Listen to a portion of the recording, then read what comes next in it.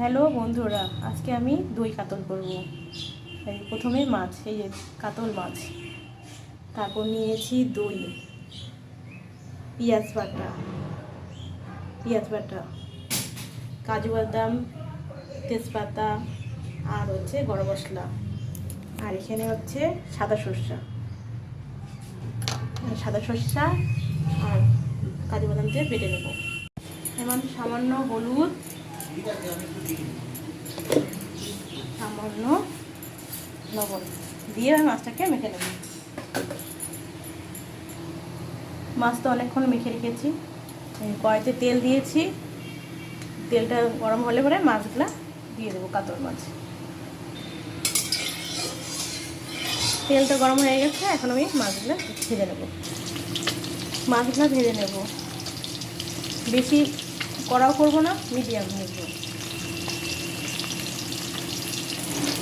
মাছ ভাজা হয়ে গেছে, লাল হয়ে গেছে, এখন নামিয়ে নেব। বেশি কড়া করে ভাজা যাবে না।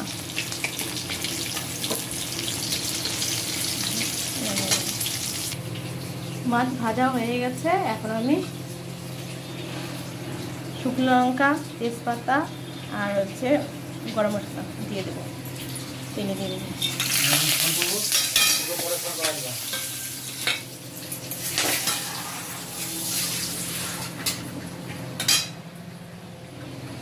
এবার বেটে রাখা পেঁয়াজ বাটাটা দিয়ে দেবো। এবার কাজু বাটা আর হচ্ছে সরষা বাটা পেস্টটা দিয়ে দেবো।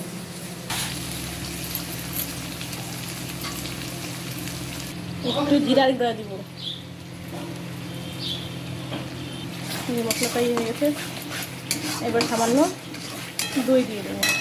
এই দই ফেটিয়ে রেখেছি, দইটা দিয়ে দেবো। ঠিক, এই দই দিয়ে হালকা আছে করতে হবে, নাহলে দইটা ফেটে যাবে।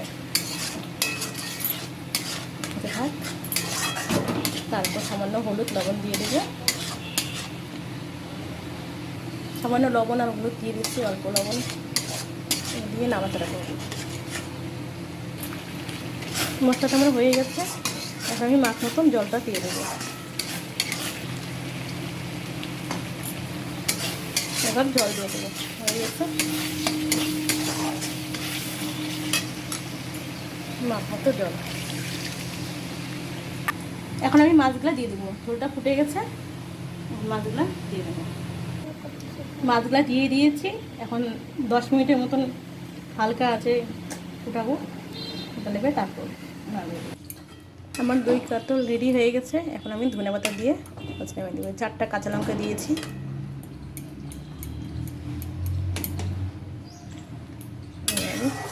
ধনেপাতা দিয়ে নামিয়ে নেব। ধনেপাতা দিয়ে দেবো।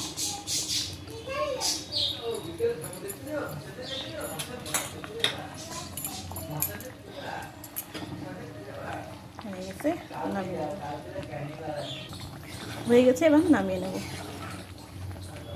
দই কাতল আমার রেডি।